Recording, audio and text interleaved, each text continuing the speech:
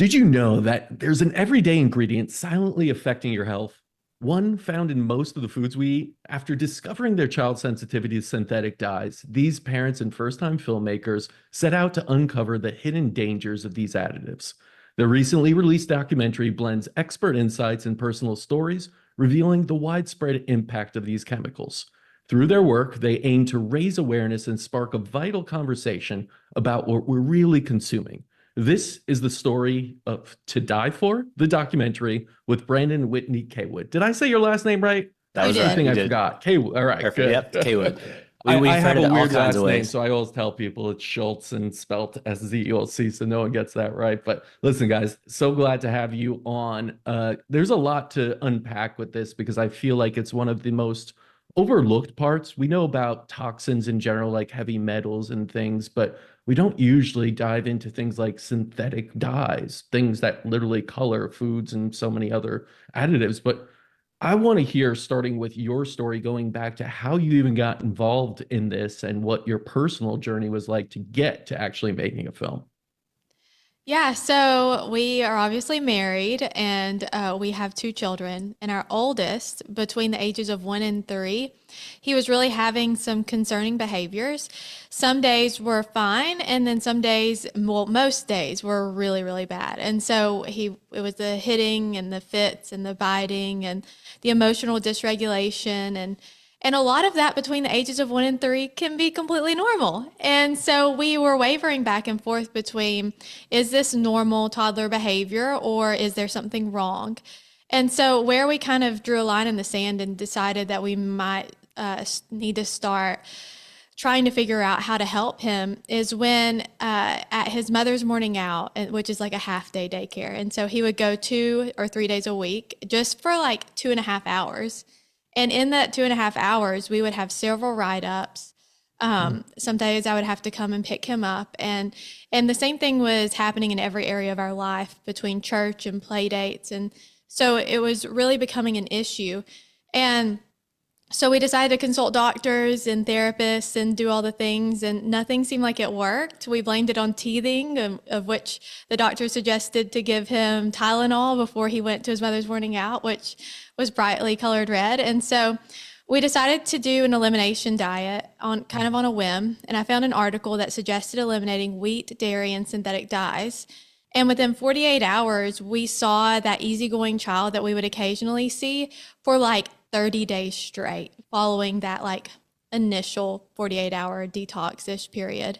And so we knew that something he was eating was bothering him and was significantly impacting him.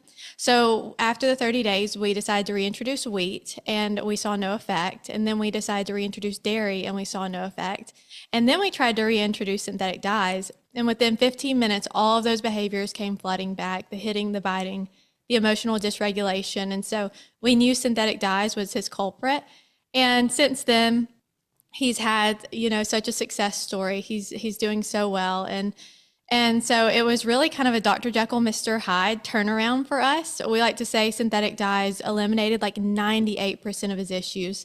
And the other 2%, he was able to slow down and we could talk through things and work through things. And there was so much growth.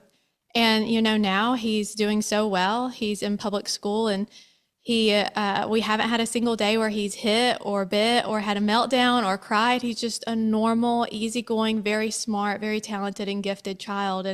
And so we were really, looking at his progress and we were like, how can something he eat so irregularly at that? The only times he was consuming synthetic dyes regularly was through his daily allergy medicine or Tylenol or prescription medication, which before he had tubes, he had chronic ear infections. So that year he had 6, 7, maybe even 8 antibiotics for ear infections. And so he kind of was on this Rev 40 loop.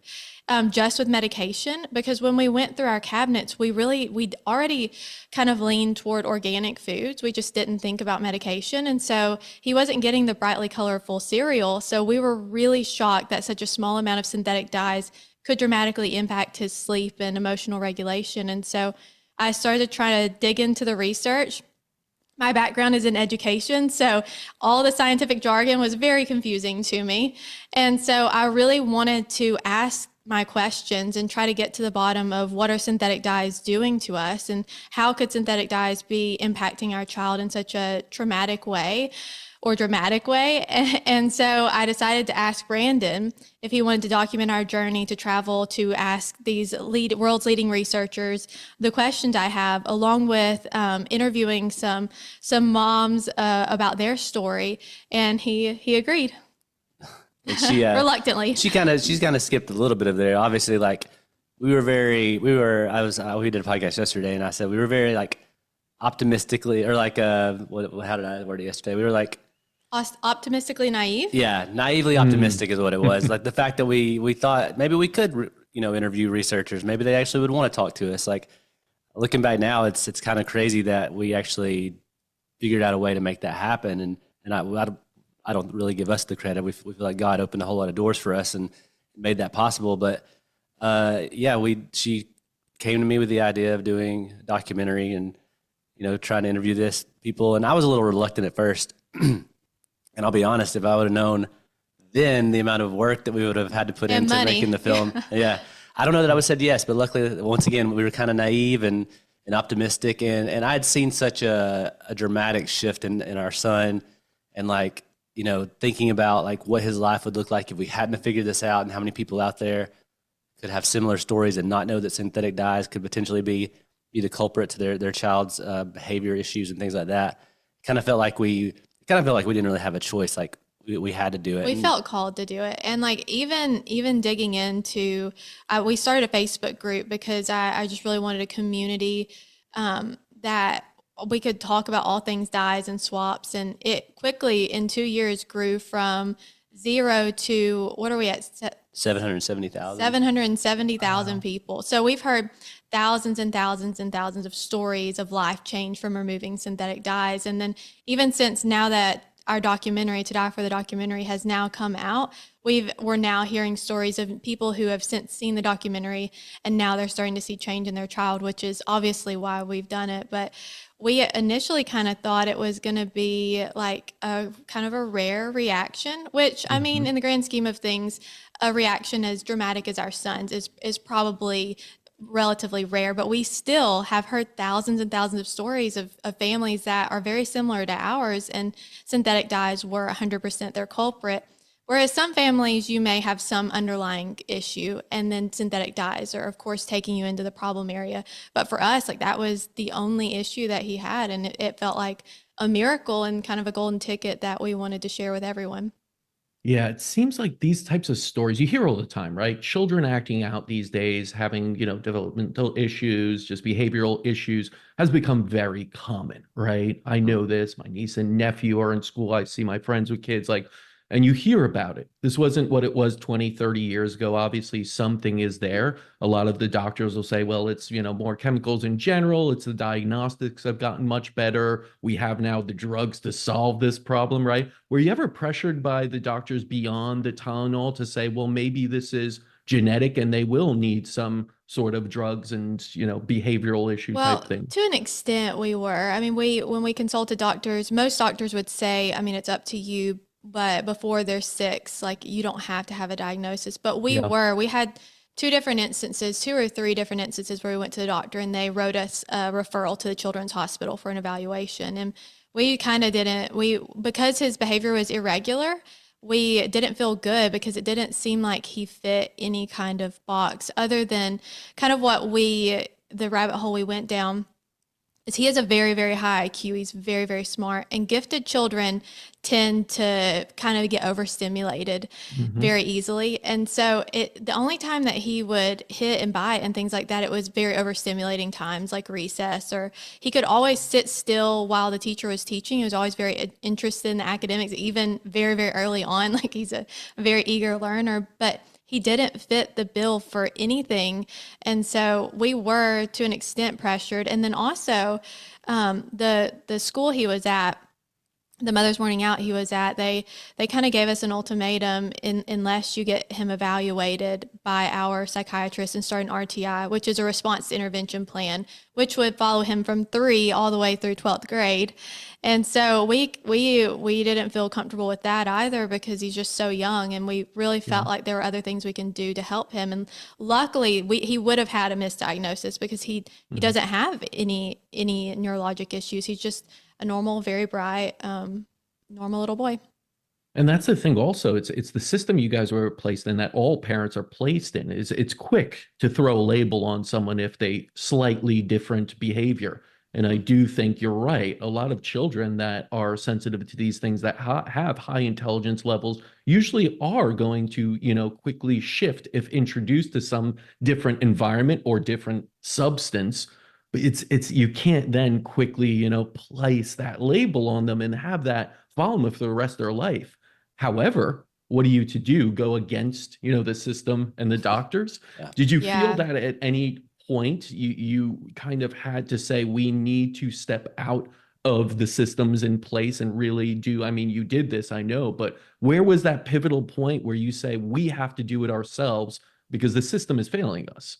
Well, that was hard for me, especially kind of bucking up to a teacher, not really bucking up, but just saying we don't feel comfortable with what they were suggesting. Because I'm a former teacher and I've dealt with, children that their parents kind of made excuses or didn't want to address behaviors. And I didn't want to be that parent. And it was mortifying that I was that parent, first of all. So that was difficult. But I had a friend at the time, and she has a child with autism, and so he needs a lot of extra help. And so I was talking to her about it and kind of this ultimatum they gave us, and where I was wavering, whereas, for one side of me didn't want to be difficult and the other side of me felt like it was wrong. And so I was telling her that just in the parking lot at my son's school. And so she gave me the rundown and she said, realistically, having a diagnosis helps insurance cover. So if you feel like you need extra support, that's something you need to consider. However, God made you his mama for a reason. If you don't feel good about it, don't do it. He made you his mama, and that needs to be your North Star. And that has stuck with me forever. And it was such a powerful, empowering decision that, if I don't feel good about this, if this doesn't feel right, then God made me his mama and there's a reason. And thank God she had that conversation, because I immediately went home to Brandon and I was like, yeah, like it's a no for us. Yeah, I feel like parents really need to dive deep into their own hearts, right? And their own belief systems, and not follow what everyone else around them is telling them, because you're correct. That's your child, no one else's. You have that responsibility, and you can't just pass that along to an expert. We talked about this before. I don't think we need more experts out there. We need more observers and people that trust their instincts to where they were placed in this world. And you were placed into this challenge. So I want to go into when you started actually documenting things.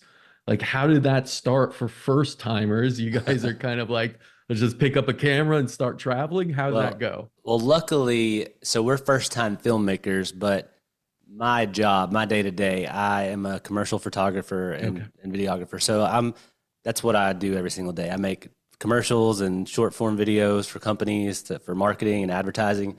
So like, I have a background in video production. That's kind of what we felt the pull and the draw, the fact that we've got all this equipment, we've got all this knowledge and know-how, so we have the means to do it. We have the story, we have the background, like our family has gone through this. Like, we're the perfect people to do this. And so now I say that I have a history. My background is in short form video, and I'd never taken on a project of this magnitude. Hour and a half long feature film. But we just kind of, how do you eat an elephant, right? One bite at a time. So we just kind of chipped away at it, and we kind of went into it. We originally, the scope of the film in our minds was much smaller in the beginning than it turned out to be. We thought, maybe we'll find some families local that have gone through something similar. We'll talk to a couple of doctors here and there that are in our network of people that we know. And we actually had difficulty even finding doctors and people like that in our area to talk to. And so Whitney, before we started our group, Whitney was in a couple of other die-free groups, and she just kind of started looking into things. There's a lady named Dr. Rebecca Bevins who has a really popular like TEDx talk that she did, I don't know, 11 years ago at this point. I can't remember exactly when it was, but Whitney reached out to her, and she's a psychologist, but she's also had the story with her son and his sensitivity to dyes, and so I thought she would be perfect in the documentary. And she had no idea who we were, but she agreed to be in the film. And then we found an article about a lady, an NBC article, and her story, like, this would be perfect for our film. And Whitney kind of stalked her on Facebook and tracked her down, and now we've become really good friends with her and actually with everybody in our film. And luckily, Rebecca, because she'd been in that world with the TEDx talk, and she talked to a lot of these people and worked with Center for Science and the Public Interest. She introduced us to Lisa Leffert, who she's just a consultant with the Center for CSPI, but she used to be a scientist at CSPI, and she kind of connected all the rest of the dots for us. She helped us get in touch with Dr. Stevenson in London, the researcher who's responsible for the warning label in the EU, and then she also helped connected us to Dr. Joel Nigg, and then Thomas at Center for Science and Public Interest. So just kind of this series of events of people, like I said before, God opening doors and one person introducing us to the next person. And then, like I said, two of the Rebecca and Emily, those were two of the moms. And then that kind of led to the two other moms connecting. And then in our group, one of the moms found us in our group and reached out to us, and her story was great for the film. So. Yeah. And these are literally like the world's leading synthetic dye experts. Like, they're top-notch A team. It's so funny that we started with kind of the B team, and they said no, they wouldn't even email us back. And then all of a sudden the stars aligned, and we had Rebecca.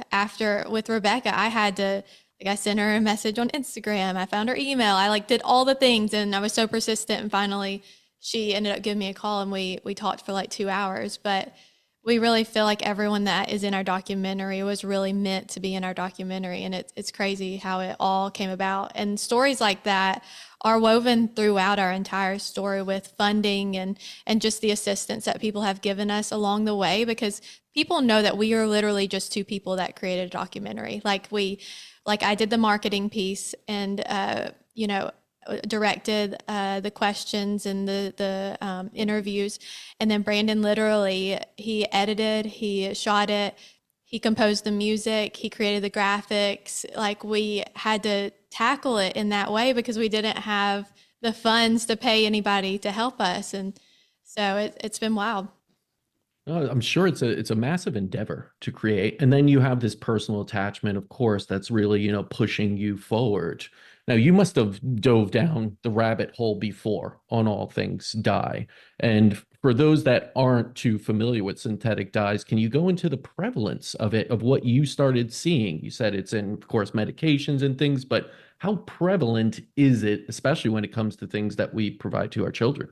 Well, going into the film, we purposely, Whitney started to dig into research, and once she realized how complex it was, we kind of purposely backed off. We wanted, early on, we recognized, okay, we need to make this film a film that somebody who's never heard of this ever can watch and not feel like it's over their head and not get confused about it.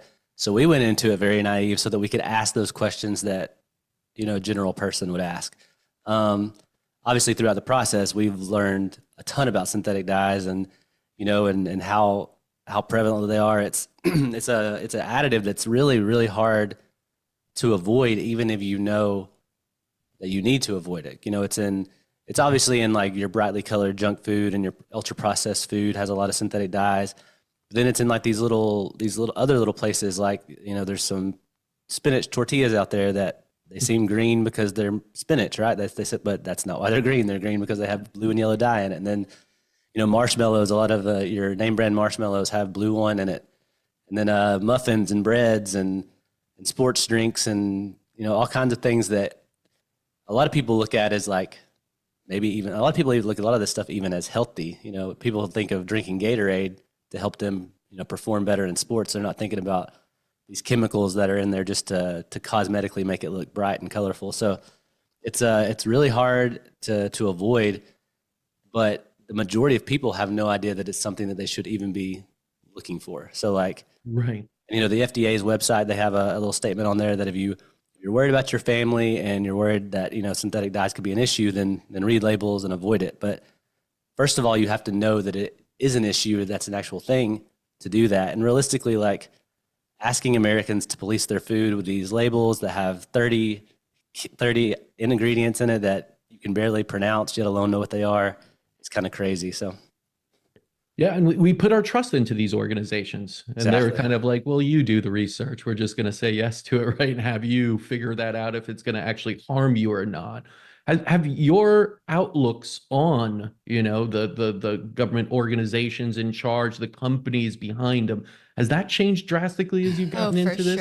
For sure. sure, for sure. Right? Like, and even beyond synthetic dyes. So, like, what's crazy is synthetic dyes are one of the most regulated additives there are. A lot of people don't realize this, but every single batch of a synthetic dye has to be a sample of that has to be taken and sent into the FDA to be batch certified. So they have tested to make sure that it has the allowable amounts of like carcinogens and heavy metals and stuff like that. Like, so it's actually pretty regulated, but obviously on this journey, we learned about the whole grass loop and stuff. And luckily dyes don't fall within that, but the fact that there are thousands of chemicals in our food that have never even been looked at by the FDA because there's this loophole, they're generally recognized as safe. Like, it's crazy. And our country tends to lean more on, we're going to put it in here until somebody proves that it's not safe.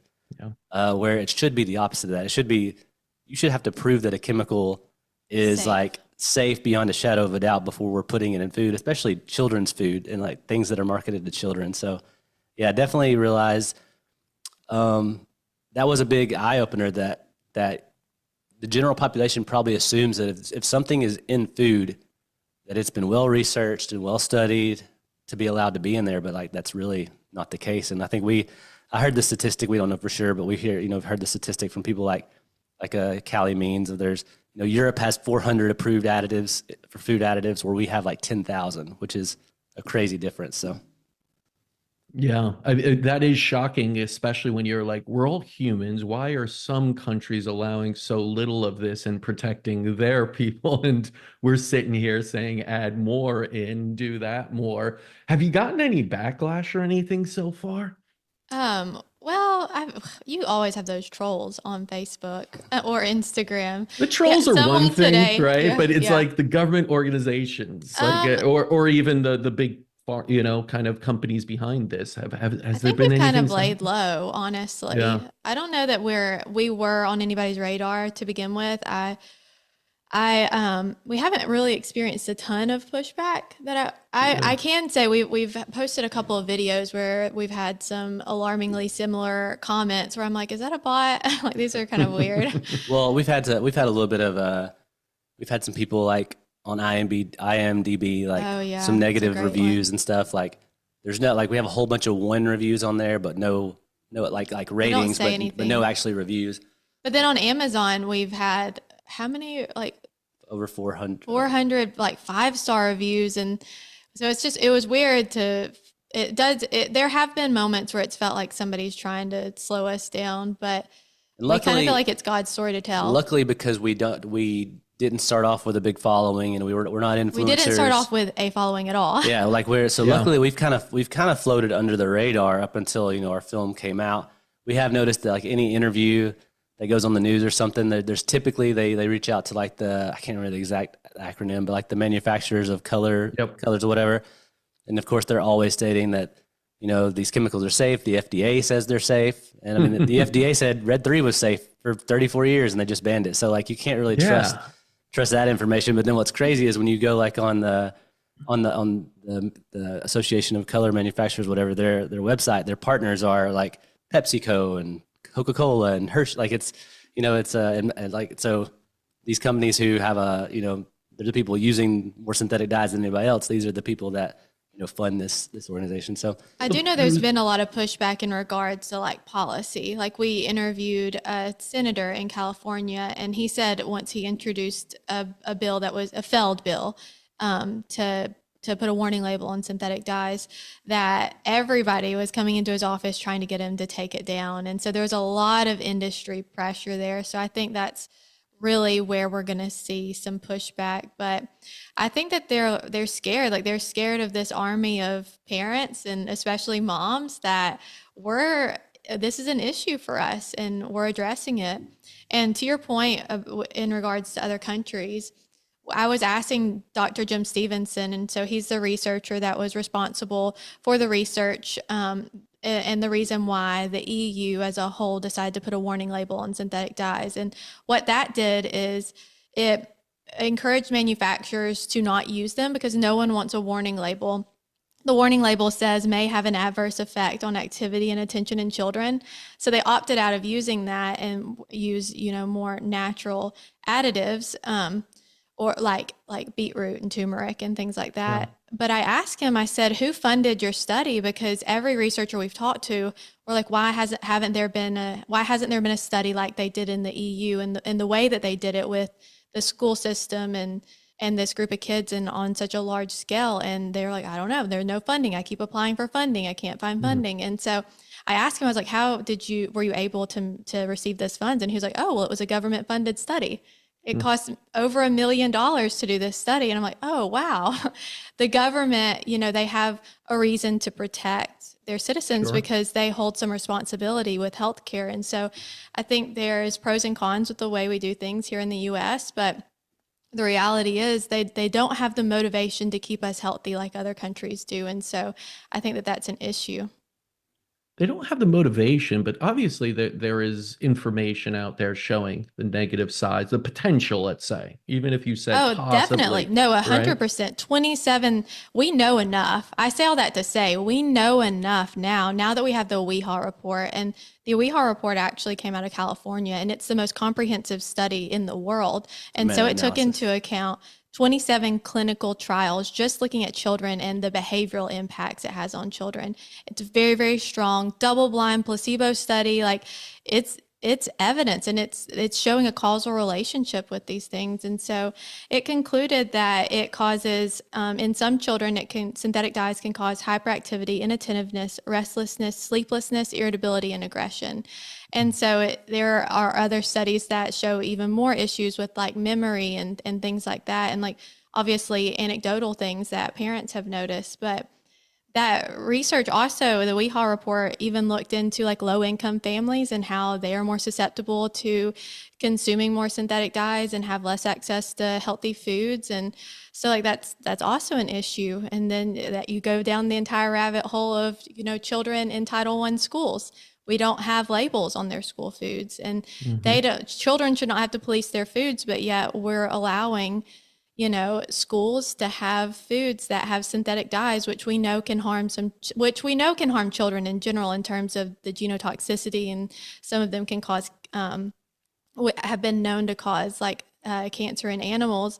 But in regards to, the neurobehavioral effects, we know that that's causing issues with some children, and we really need to be protecting, especially the most vulnerable populations, which is interesting enough. A news report just came out.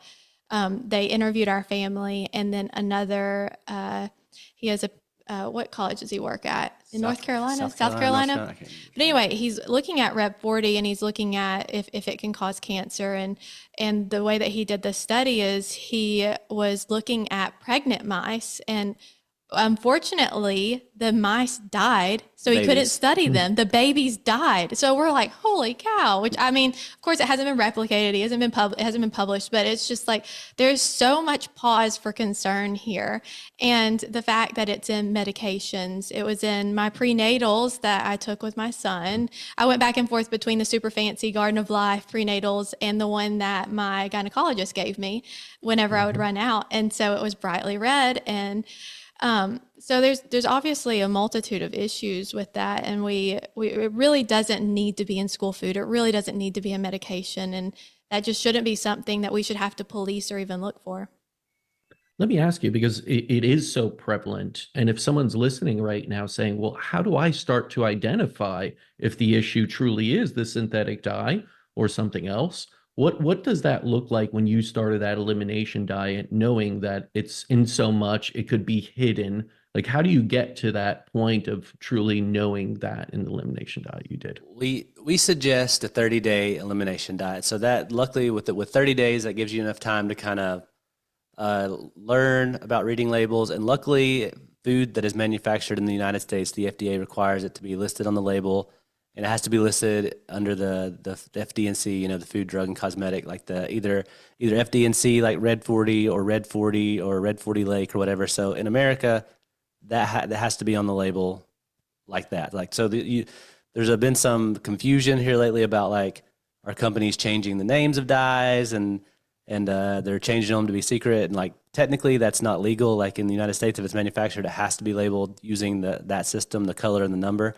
So they're pretty easy to identify if it's manufactured in the United States. Where you might run into some issues is if there are things on the shelves from another country. So like, you know, Europe uses the E system, E127, or, you know, I can't remember. I don't know the number per, like, it's identical, but it's out there and you can look it up. And then like, you know, Canada is typically using like the chemical name, like instead of yellow 5, they're using tartrazine or Allura Red. So it is good to know that stuff. So if you are getting something that's maybe manufactured somewhere else and you're looking for the Red 40 and you don't see it, if you see those other names, it is good to identify that stuff. So, but luckily if you're in the United States, for the most part, it's going to be pretty easy to identify. And like I said, it's a color and a number. And so we also say 30 days because even in the beginning, when we decided to eliminate dyes, we had areas that we didn't think about, like marshmallows. A lot of times you assume if it visually doesn't look like it has dyes, it doesn't have dyes, and it probably doesn't. And then as you do more and you start reading every single label that your child's eating, you find those little hidden areas. So within 30 days, you can typically recognize whether your child has a behavior shift or not from removing the dyes. And we've heard a lot of stories where people didn't see that big of a shift eliminating the dyes, you know, but they did 2 weeks or 30 days detoxing their kid, and then they reintroduced the dyes and saw a huge, you know, like a huge mood swing or something like that. So you've kind of detoxed your kids off of it, and then you can kind of recognize. Now you can identify pinpoint the impact. But we've spent the past 2 years educating and helping our audience learn how to do just this. And so you can go to todieforthedocumentary.com/resources. And we have a blog there that helps you walk through how to eliminate it from your pantry, how to look for things that have dermal, where you may have a dermal exposure. We also have a list of synthetic dyes, why you should avoid them, unexpected products that contain synthetic dyes, and then some synthetic dye-free brands, as well as like holiday swaps for like dye-free candy canes or dye-free, like just the fun stuff so that your children don't feel necessarily left out during those times. And so that would be a really great place for families to start, would be to use those resources. Yeah, it always starts with awareness, right? You need to know what the problem may be to then address it.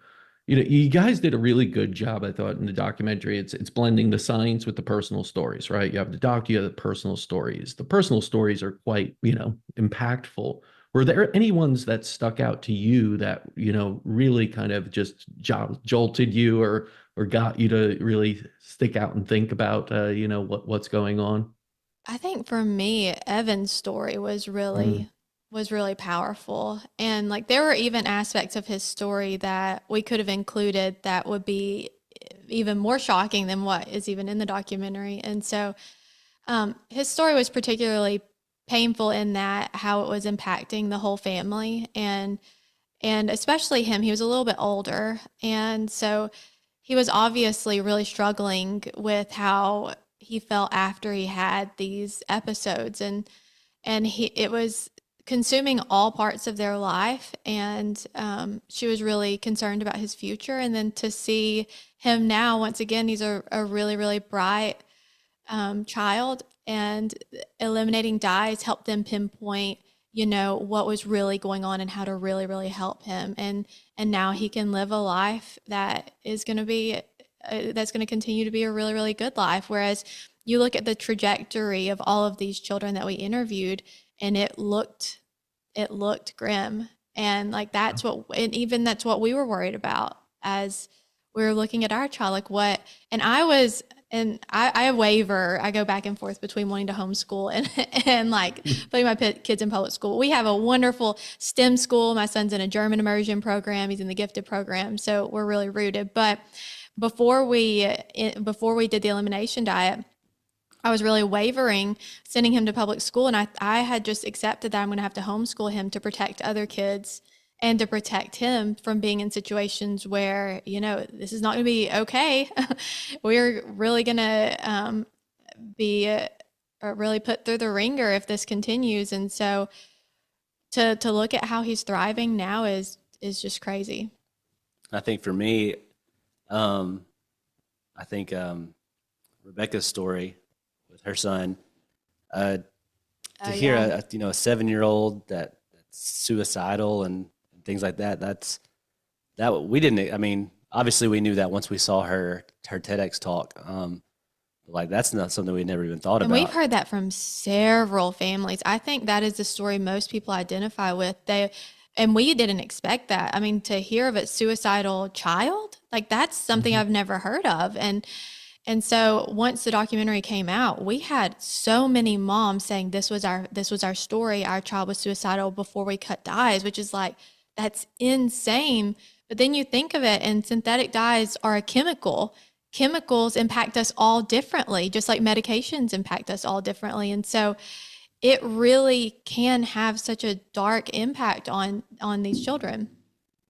Yeah, I was going to say that these types of introducing different chemicals to a growing small body, it's going to look different in everyone too. That's why it's a little difficult to be like one to one what exactly happens if you introduce. Exactly. Some children may not have anything exhibit right now. Maybe later in life, some health complication arises from somewhere, whereas some right away have, a very profound. So it's not a one-to-one sort of relationship that most of science wants to prove and say, hey, but that child looks fine. It's not that then. Right. Of course it can be, right? And there are these natural ways. I was in Bhutan not long ago, and I was looking at all the ways they color, and they're very into organic food there, and they do use the beetroot, right, and all sorts of different colors. Would it really be that difficult for us to just change that back It's not, to the no. natural? Like, what is it then? If we already have Well, I mean, the natural ways? reality is it's going to be difficult in that you're going to have to reformulate. That's going to cost you a lot of money. But the reality is Panera Bread cookies, if you've ever gone into Panera Bread, their cookies are naturally dyed. They are bright. They are beautiful. Trader Joe's, all of their products are naturally dyed. They have M&M dupes. They're beautiful. They're vibrant. You can do it. Manufacturers have figured out how to do it. It's just a matter of they're making so much more money. Synthetic dyes are oftentimes a byproduct of petroleum, very, very cheap. And so you compare that to the price of turmeric or beetroot, it's going to cost them a little bit more money. But the reality is we've got to choose our heart. Is it at the cost of consumers? Is it at the cost of children's health? Or is it just at the cost of a slight difference in your bottom line? And the reality is what's really unfortunate, we have American manufacturers that create a version for us with synthetic dyes. And they've already reformulated it for the EU, for Canada, for Australia, or wherever. So they know how to do it. Some of them know how to do it. And so the reality is it's not that hard. They can make that excuse, but let's be real here. When they took away child labor laws, they said, you're going to put us out of business. They didn't go out of business. Then they're not going to go out of business. Now they're making millions, billions of dollars. They can figure out how to do it. It's already been done. Well, you look at Supernatural Sprinkles, her line of icing and sprinkles, they're so vibrant. They have figured out how to do it. I mean, I couldn't figure out how to do it, but food scientists can. They're very smart. And so the reality is we just need to put the money and the effort into creating products that are both beautiful and that are synthetically dye-free and natural. Well, I think a big issue too is we have come to expect our food to be cheap and last a really long time. Yeah, especially here in the U.S. And so like natural dyes, the main issue that companies have with natural dyes is, they're not always pH stable. They're not always temperature stable. Sometimes they tend to shift colors when they're on the shelf. I mean, when you're wanting a product to last for a year on the shelf, or 2 or 3 years, then yes, synthetic dyes are the way to go because they're not going to change color. They're going to look the same day one as they do day 365. So that's kind of the issue and that's the argument. But like, does our food really need to like? Well, that's the thing, right? Does our food need to last a talking, year? Like, I was talking to a guest before this, Michelle Bang. She wrote a book, Sun and Saguk, which is about like a Korean way of cooking and rekindling your traditional ways Love of looking. that. your relationship to food. And she said, like, we expect our fruits to look perfect, right? To be bright and vibrant. When she's like, in reality, it's the blemished ones that actually provide more antioxidant, total amounts. They are better for you, they have more absorption rates and everything. It's like we want it to look vibrant and perfect, but nature isn't always like that. Nature provides things and imperfections for a reason, just like all of us. I think it's also a reflection of our ability to use Botox and surgery and want to look perfect when we have to embrace our imperfections. And I think that is a big part of Americans, especially relationship to food. We want it to look a certain way that nature sometimes doesn't prescribe to. And we have to be able to shift that thought process that it needs to be this color. We do. Right. It Yeah. And needs I to think look this way. that's why we felt like the education piece had to come first. There have been Yeah. bills that were put on the table that have been just slammered, and it was a no. And then also, when you look at Trix actually took out synthetic dyes, and the world went in, they went bonkers. They were Really? livid. They said, "You've ruined my childhood." And then they put the synthetic dyes back in. But they never came out and said, "I'm sorry, we found out now that we have 27 clinical trials that this can cause behavior issues in some children. We know that red 3 and yellow 5 can be genotoxic. Yellow 5 and yellow 6 can contain carcinogenic components, and red 40 can increase your susceptibility to colitis. Sorry, guys, we've been doing that, but we're going to take it out now." They didn't say that. They said, "We're going to, we're trying to be healthier, and this is what we're doing." They're not going to take any accountability for the fact that they've been feeding us something that can cause harm. And rightfully so. That is a PR nightmare. No one would do that. So the reality is we believe that education has to come first. And we've seen so much progress in this area and we can't take all credit, obviously, with what's going on with synthetic dyes. Like, our documentary came out at the perfect time. At a time where people are waking up to looking not only at the chemicals in their food, but at synthetic dyes. And so we have seen where moms are taking it upon themselves to write senators, and we have lobbyists, good lobbyists, that are lobbying to ban synthetic dyes in public schools. And we now have several states just this session that have bills to ban synthetic dyes in public schools. And so we really felt like with all things, education had to come first. And we felt like we could be a tool in what's going on now to create a film where we can bring the science to everyday people, and we can break it down in a way where people can know that there is concern here, and that we should be concerned, and we should be, basically policing our own food, whereas we shouldn't have to, but that is what we're going to have to do to create change. And we've really, really, we're noticing a massive shift. And one of the funny things that we've seen kind of a trend when people watch the film and then post about it or send us a message or, share it on social media. It's usually like, I was crying within the first 5 to 10 minutes. And the other thing is like, I threw everything in the garbage. We cleaned out our shelves. So like that shows us that our film is resonating with people and connecting those dots and giving them the education. I think that's what was missing. Yeah, I think so too. I think, and I do think that, we have seen a lot of movement in this area over the past year or so. There seems to be a shift, especially amongst moms and have we even addressed the fact that red 3 was, so the day our documentary came out, the very next day red 3 was banned nationwide, which is not, it obviously is not because of our documentary. It's just the most incredible timing.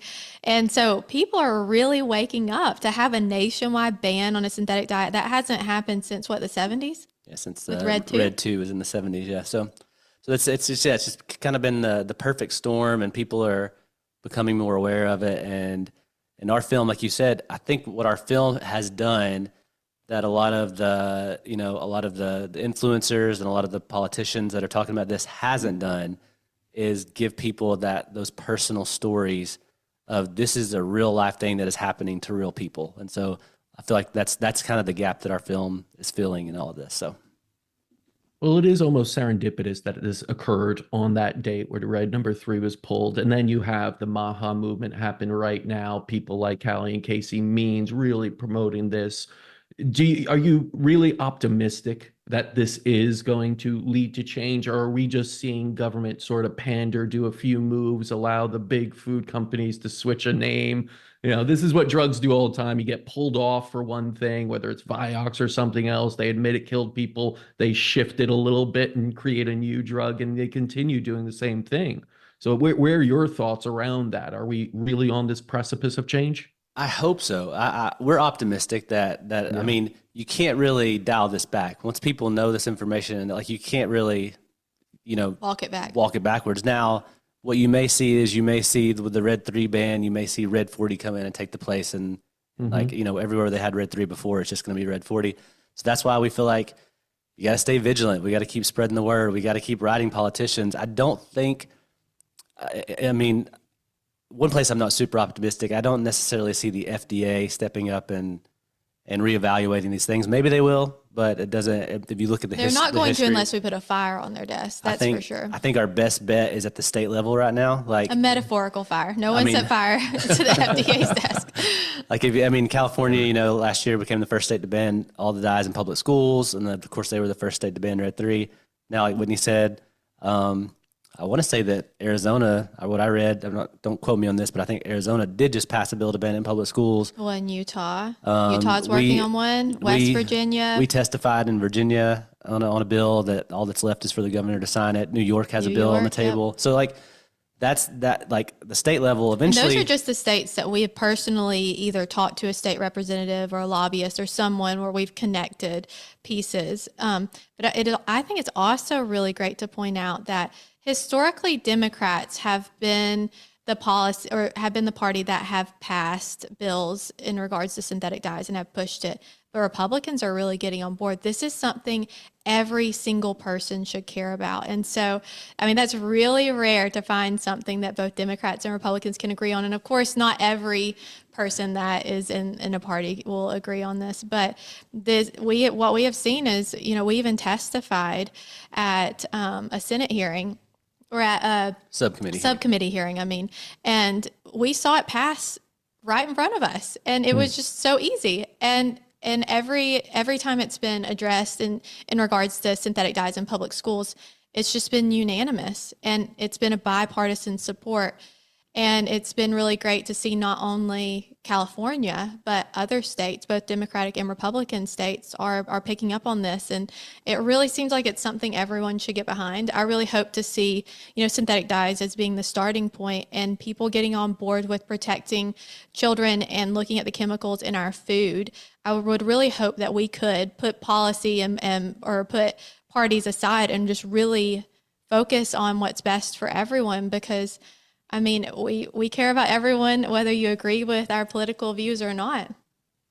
And on top of that, we're talking about children here, right? Exactly. We're talking about the most innocent and the future generations here. We don't want them to be sick. The trends don't look good with health issues with children. We have to do everything possible. And that's why I'm incredibly optimistic. You have wonderful people like yourself putting information out there, but you have people like Bobby Kennedy, right? That's really, really, I think, knowledgeable in all this, and hopefully gets to that position at the top of HHS and can do some change. I do think it's a challenge. I'm sure you guys agree that it's not easy, but I do think it's a challenge worth accepting if we're talking about children here. Yeah, for sure. Do you guys have any future plans beyond the documentary right now to continue this kind of quest and crusade, or are you just solely focused right now on that? I mean, as far as the documentary goes, obviously we would love the film to explode and get everywhere as possible. Like, right now we've our film was pitched to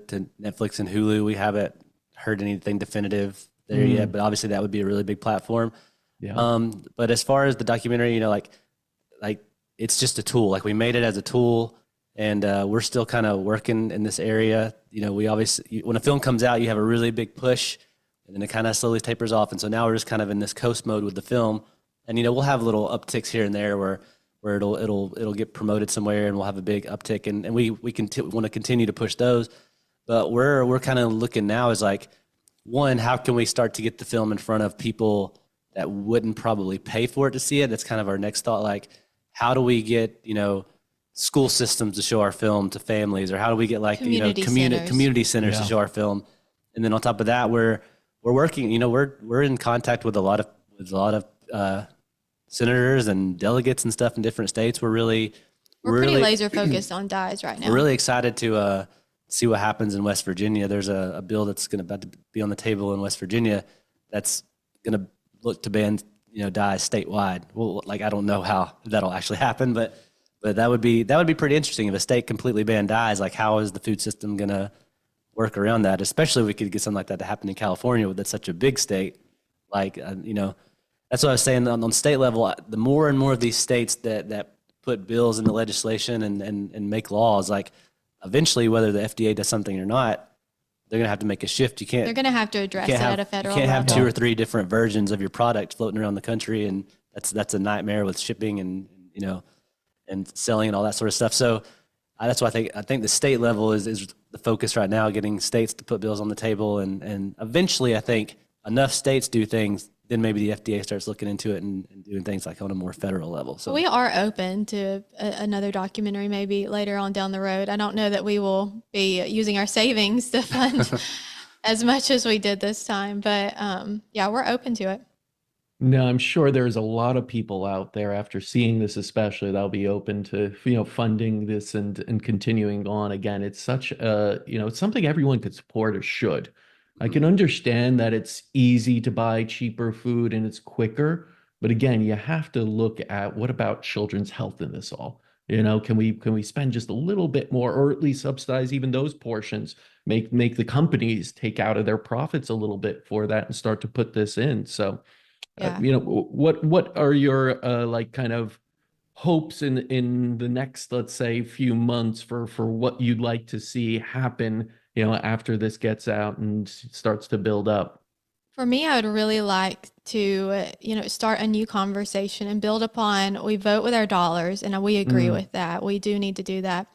But there's also this group and this population that are very low income, that can't do that, that don't have the same access. That, I taught in an inner city school, and some of the families that I taught were, they didn't speak English. And then I had a few families that were illiterate, and that's not the same. They have more barriers than I have. They're not going to be driving 20 minutes to Trader Joe's. And, I had children that took taxis to school. Taxis are very expensive, and they're not going to drive a taxi to Trader Joe's to get dye-free candy. They're going to try to stay as close as possible. They're probably going to be walking to a convenience store.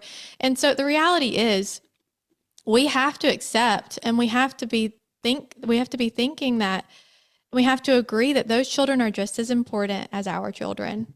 And we have to prioritize that. And all food should be safe. All children should be protected. And, I like the idea of giving people choice, of course. But when we're talking about kids, when synthetic dyes are oftentimes used to make ultra processed, unhealthy foods marketable to kids, that's an issue. And so we really need to be thinking about that, and if that's okay. And if it's not okay, then we need to be addressing it. So I would really like to shift the conversation away from just let's be healthy, let's buy dye-free foods, to we really need to be protecting children as a whole, especially children that have so much stacked against them. Synthetic dyes, of course, aren't going to solve all the behavioral problems and all the neurologic problems in the world, but it's a really great place to start. And it's a really great conversation to be had. And maybe it's the beginning of looking at lots of chemicals and making sure that our food is safe in general. And we do hope that it continues even beyond dyes, although we are really laser focused on dyes. The reason why that is if you were to, put your tentacles in lots of different areas, you're really probably not going to make progress in terms of policy. And so we're really trying our best to make as much movement in this area as possible. And then hopefully we can move on to whatever is next and tackle the next issue. But that's our passion. And well, I mean, in addition to this, we've been working our regular day jobs. It would be hopefully this turns into something we can do more permanently. And that's the thing, isn't it, Brennan, that this is really a low-hanging fruit in that it's a cosmetic additive. It's not necessary at all. Exactly. I think, there's a lot of additives in our food that may have an opposing argument when people, start trying to come for them and take them out of food. If it's a preservative, there's an argument that it makes the food last longer. If it's a flavor enhancer, you have that. If it's an artificial sweetener, you have, it does make things sweet without having so much sugar. There's lots of issues with artificial sweeteners and stuff too, but when it comes to dyes, they are literally just cosmetic. There's no other argument other than, like we were talking about earlier about how it might extend the shelf life of the look of it, but it's not an actual preservative. It's just the color will last longer. So, Right. so like that's kind of why we feel like dyes, aside from it being such a huge part of our story, is such a great starting point for getting additives removed from our food system, because it is there's not a big argument on the opposite side of it for why we should have them, aside from the cosmetic. Absolutely. Yeah, no, I mean, so much of what you guys have talked about, put forward in this documentary, really opens our eyes as to why are we doing this? If it's the children, even are at risk at 1% of children, 0.1%, then why are we doing this if we have alternatives? If we could use natural things, pay a little bit more, even just to label it where it's more in your face that this contains a synthetic dye, just as we've done with so many other things out there, that alone would be a step in the right direction. So I'm really hoping that this documentary moves the trajectory of all of this in that way, where we start making, and I think, you can't say it's done that for Red Number 3, but I think that's just the start, and things Right. like this documentary will keep it going. So where can people really learn more about, number one, watch the documentary, number two, connect with you, talk to you, and just engage? So visit our website, to dieforthedocumentary.com, and there you could sign up for our email list, and we try to keep people up to date with what's going on, and we send out free resources and things like that. We also have a page on our website, to dieforthedocumentary /resources, where you can download those templates for writing your state representatives or writing your school board. And then to watch the film, the easiest way to get access to that, other than going straight to your platform and searching for it, is we have a site, back to dieforthedocumentary.com /watch, and that has a link to each one of the platforms that you can watch the film on. And then follow us on Facebook, follow us on Instagram. We're pretty active on both of those platforms, and send us a message if you have questions, and we're pretty quick to respond, and we try to do the best we can to help people out and help them move forward on a dye-free journey. Yeah, well, you guys are doing amazing work, so thank you so much. Keep it up. I'm hoping this goes big, right? I could see this. Yeah, This is us one of too. those things that people just don't know, and when they hear, they go, "Oh, wow. Like, I didn't know. I got to share this with everyone else I know now." Yeah. So I'm really hoping that happens, and yeah, too. and I hope you continue this amazing work and keep, doing this kind of writing this story that I know is what helps us heal as a whole, and starting with the children. So thank you both so much. Thank you Thank for you for having us. us. We enjoyed it. And until next time, continue writing your own healing story.